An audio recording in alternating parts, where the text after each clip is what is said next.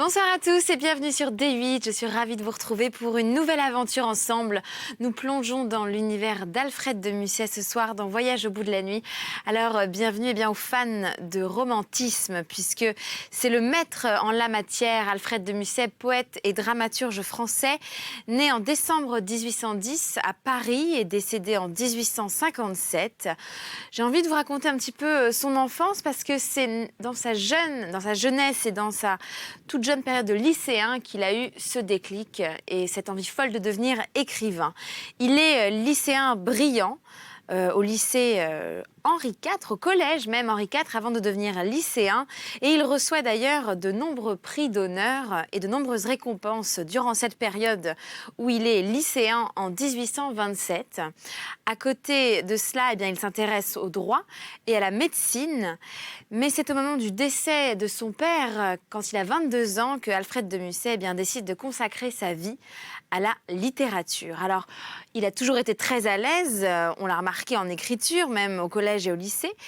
Et du coup, il publie assez rapidement en 1829, donc à l'âge de 24 ans, son premier recueil poétique, Les Contes d'Espagne et d'Italie, qui seront salués par Pouchkine lui-même.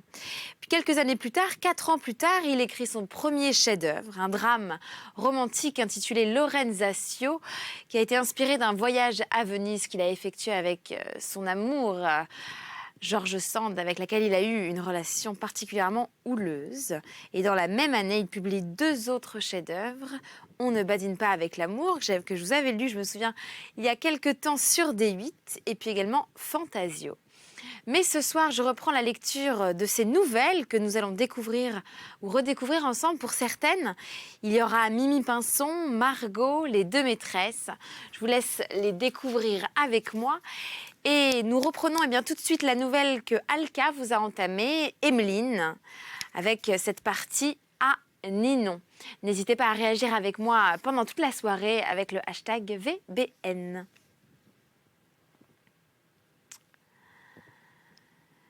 Si je vous le disais pourtant que je vous aime, qui sait, brune aux yeux bleus, ce que vous en diriez. L'amour, vous le savez, cause une peine extrême. C'est un mal sans pitié que vous plaignez vous-même, peut-être cependant que vous m'en puniriez. Si je vous le disais que 6 mois de silence cachent de longs tourments et des vœux insensés, Ninon, vous êtes fine et votre insouciance se plaît comme une fée à deviner d'avance. Vous me répondriez, peut-être, je le sais. Si je vous le disais qu'une douce folie a fait de moi votre ombre et m'attache à vos pas, un petit air de doute et de mélancolie, vous le savez, Ninon vous rend bien plus jolie. Peut-être diriez-vous que vous n'y croyez pas. Si je vous le disais que j'emporte dans l'âme, jusqu'au moindre mot de nos propos du soir, un regard offensé, vous le savez, madame, change 2 yeux d'azur en 2 éclairs de flamme, vous me défendriez peut-être de vous voir. Si je vous le disais que chaque nuit je veille, que chaque jour je pleure et je prie à genoux, Ninon, quand vous riez, vous savez qu'une abeille prendrait pour une fleur votre bouche vermeille. Si je vous le disais, peut-être en ririez-vous. Mais vous n'en saurez rien. Je viens sans en rien dire, m'asseoir sous votre lampe et causer avec vous. Votre voix, je l'entends, votre air, je le respire. Et vous pouvez douter, deviner et sourire. Vos yeux ne verront pas de quoi m'être moins doux. Je récolte en secret des fleurs mystérieuses. Le soir, derrière vous, j'écoute au piano, chanter sur le clavier, vos mains harmonieuses. Et dans les tourbillons de nos valses joyeuses, je vous sens dans mes bras, pliés comme un roseau. La nuit, quand de si loin le monde nous sépare, quand je rentre chez moi pour tirer mes verrous, de 1000 souvenirs en jaloux je m'empare, et là, seul devant Dieu, plein d'une joie avare, j'ouvre comme un trésor mon cœur tout plein de vous.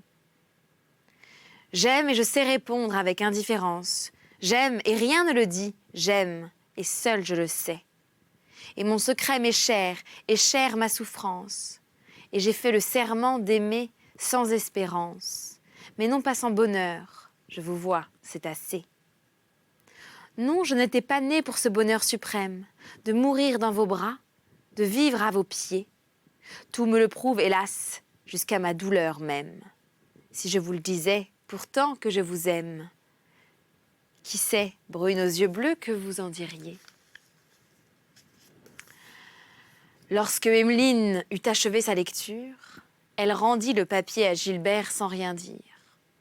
Un peu après, elle le lui redemanda, relut une seconde fois, puis garda le papier à la main d'un air indifférent, comme il avait fait tout à l'heure, et, quelqu'un s'étant approché, elle se leva et oublia de rendre les vers. Chapitre 5. Qui sommes-nous, je vous le demande, pour agir aussi légèrement? Gilbert était sorti joyeux pour se rendre à cette soirée. Il revint tremblant comme une feuille. Ce qu'il y avait dans ses vers, d'un peu exagéré et d'un peu plus que vrai, était devenu vrai dès que la comtesse y avait touché. Elle n'avait cependant rien répondu, et devant tant de témoins, impossible de l'interroger. Était-elle offensée? Comment interpréter son silence? Parlerait-elle la première fois et que dirait-elle? Son image se présentait, tantôt froide et sévère, tantôt douce et riante. Gilbert ne put supporter l'incertitude. Après une nuit sans sommeil, il retourna chez la comtesse. Il apprit qu'elle venait de partir en poste et qu'elle était au moulin de mai. Il se rappela que peu de jours auparavant, il lui avait demandé par hasard si elle comptait aller à la campagne, et qu'elle lui avait répondu que non. Ce souvenir le frappa. Tout à coup, c'est à cause de moi qu'elle part, se dit-il. Elle me craint, elle m'aime. À ce dernier mot, il s'arrêta. Sa poitrine était oppressée. Il respirait à peine et je ne sais quelle frayeur le saisit. Il tressaillit malgré lui à l'idée d'avoir touché si vite un cœur si noble. Les volets fermés, la cour de l'hôtel déserte, quelques domestiques qui chargeaient un fourgon, ce départ précipité, cette sorte de fuite, tout cela le troubla et l'étonna. Il rentra chez lui à pas lents et, en un quart d'heure, il était devenu un autre homme. Il ne prévoyait plus rien, ne calculait plus rien. Il ne savait plus ce qu'il avait fait la veille, ni quelles circonstances l'avaient amené là. Aucun sentiment d'orgueil ne trouvait place dans sa pensée. Durant cette journée entière, il ne songea pas même au moyen de profiter de sa position nouvelle, ni à tenter de voir Emmeline. Elle ne lui apparaissait plus, ni douce, ni sévère. Il la voyait assise à la terrasse, relisant les stances qu'elle avait gardées et en se répétant « elle m'aime ». Il se demandait s'il en était digne. Gilbert n'avait pas 25 ans lorsque sa conscience eut parlé. Son âge lui parla à son tour. Il prit la voiture de Fontainebleau le lendemain et arriva le soir au moulin de mai. Quand on l'annonça, Emmeline était seule. Elle le reçut avec un malaise visible. En le voyant fermer la porte, le souvenir de Monsieur de Sorgues la fit pâlir. Mais à la première parole de Gilbert, elle vit qu'il n'était pas plus rassuré qu'elle-même. Au lieu de lui toucher la main, comme il faisait d'ordinaire, il s'assit d'un air plus timide et plus réservé qu'auparavant. Ils restèrent seuls environ 1 heure, et il ne fut question ni des stances ni de l'amour qu'elle exprimait. Quand Monsieur de Marsan rentra de la promenade, un nuage passa sur le front de Gilbert. Il se dit qu'il avait bien mal profité de son premier tête-à-tête, mais il en fut tout autrement d'Emmeline. Le respect de Gilbert l'avait émue. Elle tomba dans la plus dangereuse rêverie. Elle avait compris qu'elle était aimée et, de l'instant qu'elle se crut en sûreté, elle aima. Lorsqu'elle descendit, le jour suivant, les belles couleurs de la jeunesse avaient reparu sur ses joues. Son visage, aussi bien que son cœur, avait rajeuni de 10 ans. Elle voulut sortir à cheval malgré un temps affreux. Elle montait une superbe jument qui n'était pas facile de faire obéir, et il semblait qu'elle voulût exposer sa vie. Elle balançait en riant sa cravache au-dessus de la tête de l'animal inquiet, et elle ne put résister au singulier plaisir de le frapper sans qu'il l'eût mérité. Elle le sentit bondir de colère et, tandis qu'il secouait l'écume dont il était couvert, elle regarda Gilbert. Par un mouvement rapide, le jeune homme s'était approché et voulait saisir la bride du cheval. « Laissez, laissez, dit-elle, je ne tomberai pas ce matin. » Il fallait pourtant bien parler de ses stances et ils s'en parlaient en effet beaucoup tous deux, mais des yeux seulement.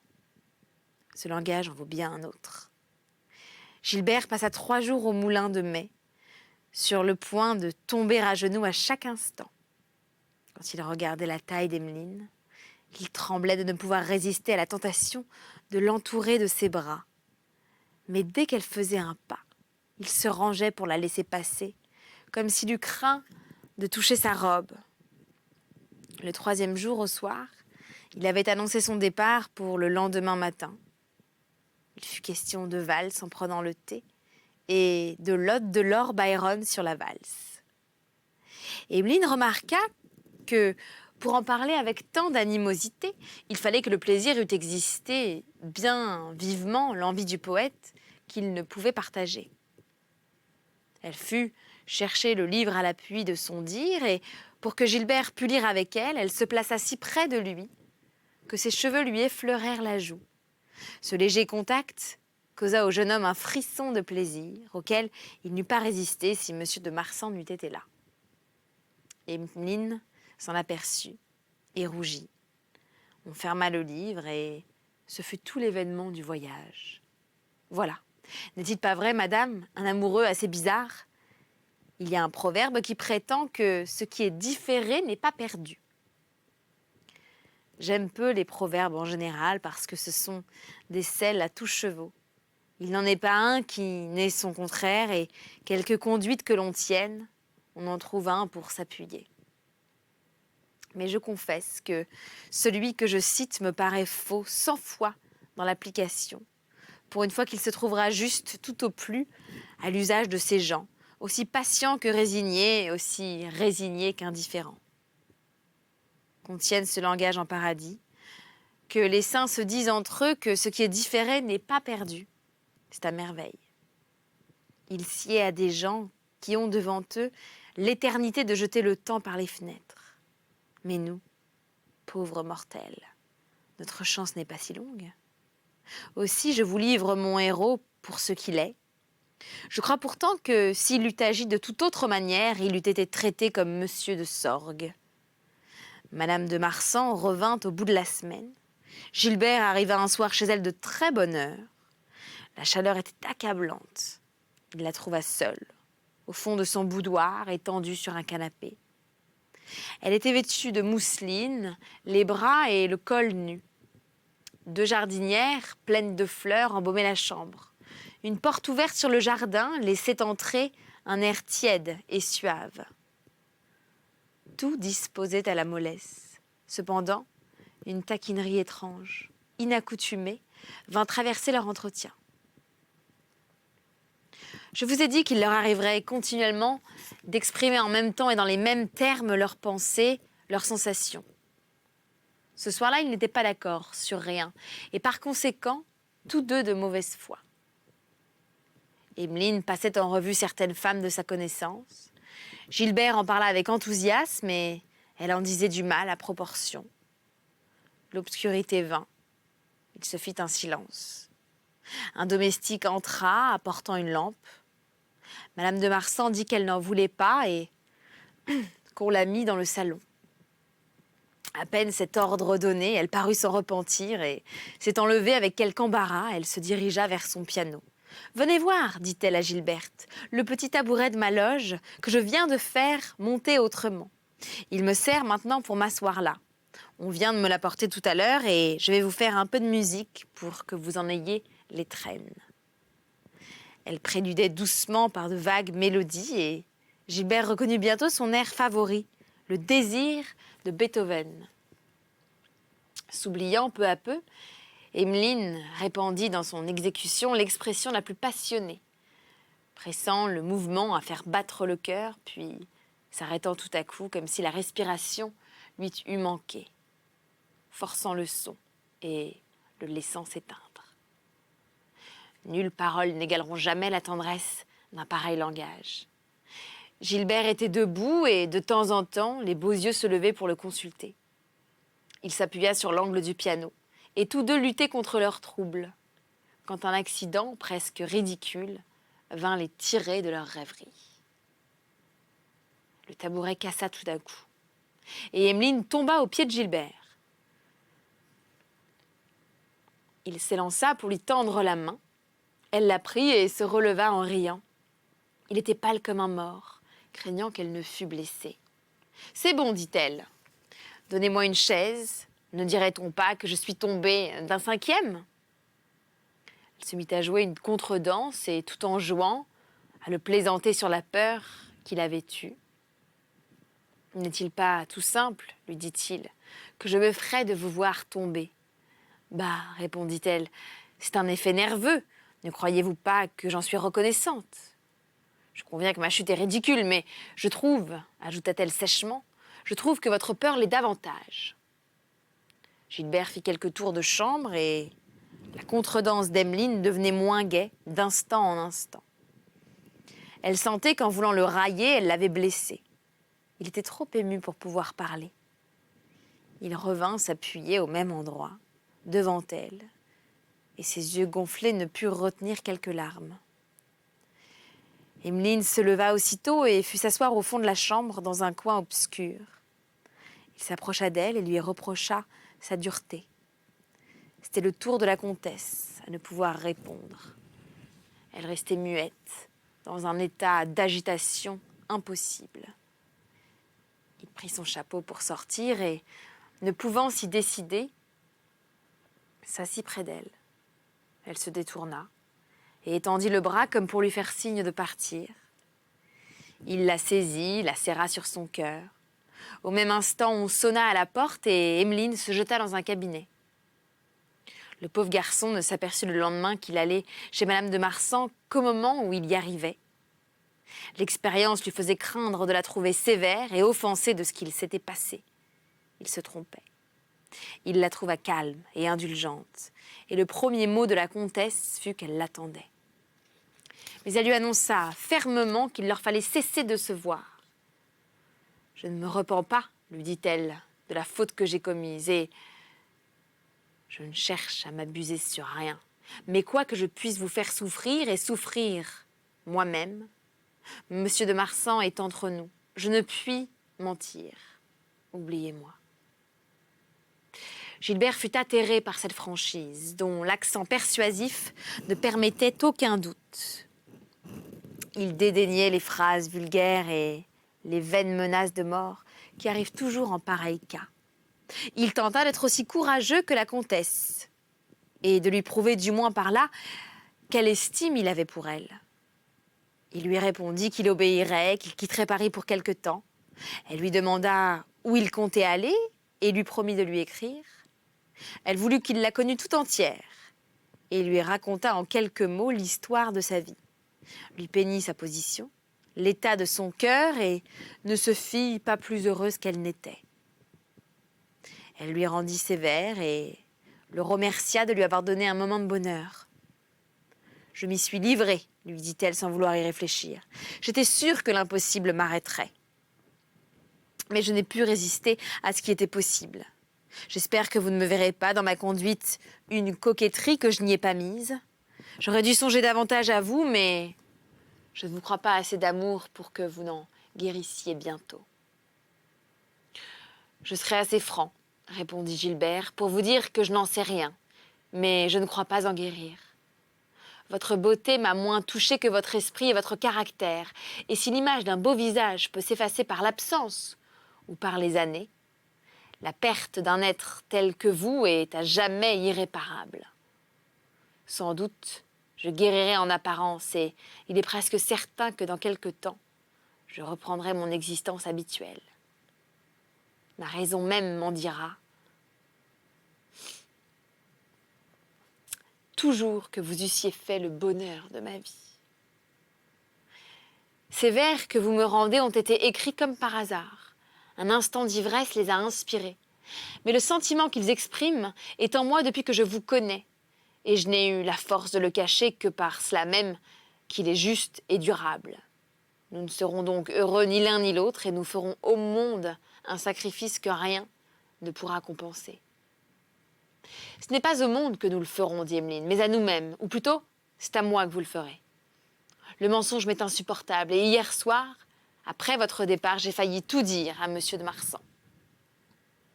Allons, ajouta-t-elle gaiement, allons, mon ami, tâchons de vivre. Gilbert lui baisa la main respectueusement, et ils se séparèrent. Chapitre 6. À peine cette détermination fut-elle prise qu'ils la sentirent impossible à réaliser. Il n'y eut pas besoin de longues explications pour en convenir mutuellement.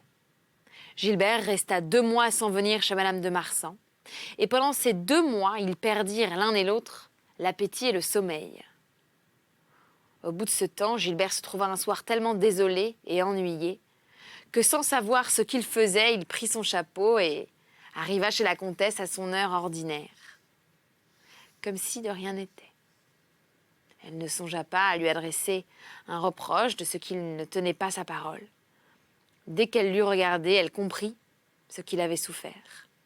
Et il la vit si pâle, si changée, qu'il se repentit de n'être pas revenu plus tôt. Ce qu'Emmeline avait dans le cœur n'était ni un caprice, ni une passion. C'était la voix de la nature même qui lui criait qu'elle avait besoin d'un nouvel amour. Elle n'avait pas fait grande réflexion sur le caractère de Gilbert. Il lui plaisait, et il était là. Il lui disait qu'il l'aimait, et il l'aimait d'une toute autre manière que monsieur de Marsan ne l'avait aimé. L'esprit d'Emmeline, son intelligence, son imagination enthousiaste, toutes les nobles qualités renfermées en elle souffraient à son insu. Les larmes qu'elle croyait répandre sans raison demandèrent à couler malgré elle et la forçaient d'en chercher le motif. Tout alors le lui apprenait, ses livres, sa musique, ses fleurs, ses habitudes même et sa vie solitaire. Il fallait aimer et combattre ou se résigner à mourir. Ce fut avec une fierté courageuse que la comtesse de Marsan envisagea l'abîme où elle allait tomber. Lorsque Gilbert la serra de nouveau dans ses bras, elle regarda le ciel, comme pour le prendre à témoin de sa faute et de ce qu'elle allait lui coûter. Gilbert comprit ce regard mélancolique. Il mesura la grandeur de sa tâche à la noblesse du cœur de son ami. Il sentit qu'il avait entre les mains le pouvoir de lui rendre l'existence ou de la dégrader à jamais. Cette pensée lui inspira moins d'orgueil que de joie. Il se jura de se consacrer à elle et remercia Dieu de l'amour qu'il éprouvait. La nécessité du mensonge désolait pourtant la jeune femme. Elle n'en parla plus à son amant et garda cette peine secrète. Du reste, l'idée de résister plus ou moins longtemps, du moment qu'elle ne pouvait résister toujours, ne lui vint pas à l'esprit. Elle compta pour ainsi dire ses chances de souffrance et ses chances de bonheur et mit hardiment sa vie pour enjeu. Au moment où Gilbert revint, elle se trouvait forcée de passer 3 jours à la campagne. Il la conjurait de lui accorder un rendez-vous avant de partir. « Je le ferai, si vous voulez, lui répondit-elle, mais je vous supplie de me laisser attendre. » Le 4e jour, un jeune homme entra vers minuit au café anglais. « Que veut monsieur ?» demanda le garçon. « Tout ce que vous avez de meilleur, » répondit le jeune homme avec un air de joie, qui fit retourner tout le monde.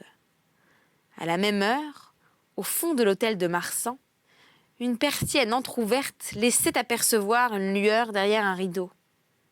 Seule, en déshabillé de nuit, Madame de Marsan était assise sur une petite chaise dans sa chambre, les verrous tirés derrière elle.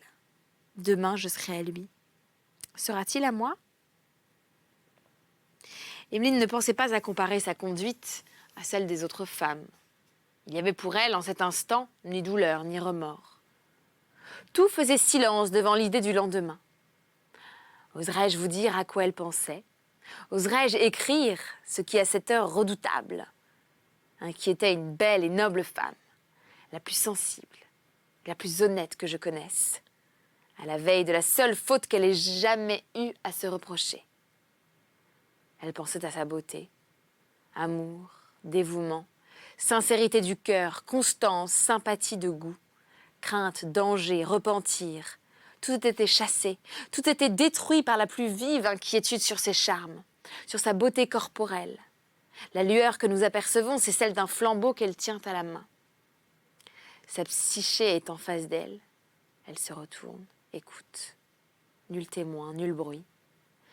Elle a entrouvert le voile qui la couvre et, comme Vénus devant le berger de la fable, elle comparaît timidement. Pour vous parler du jour suivant, je ne puis mieux faire, madame, que vous transcrire une lettre d'Emmeline à sa sœur, où elle peint elle-même ce qu'elle éprouvait. J'étais à lui. À toutes mes anxiétés avait succédé un abattement extrême. J'étais brisée, et ce malaise me plaisait. Je passais la soirée en rêverie, je voyais des formes vagues, j'entendais des voix lointaines, je distinguais mon ange, ma vie, et je m'affaissais encore, plus encore. Pas une fois ma pensée ne s'est reportée sur les inquiétudes du jour précédent. Durant cette demi-léthargie qui me reste en mémoire, comme l'état que je choisirais en paradis. Je me couchais et dormis comme un nouveau-né. Au réveil le matin, un souvenir confus des événements de la veille fit rapidement porter le sang au cœur. Une palpitation me fit dresser sur mon séant. Et là, je m'entendis m'écrier à haute voix. C'en est fait. J'appuyai ma tête sur mes genoux et je me précipitai au fond de mon âme. Pour la première fois, il me vint la crainte qu'il ne m'eût mal jugée. La simplicité avec laquelle j'avais cédé pouvait lui donner cette opinion.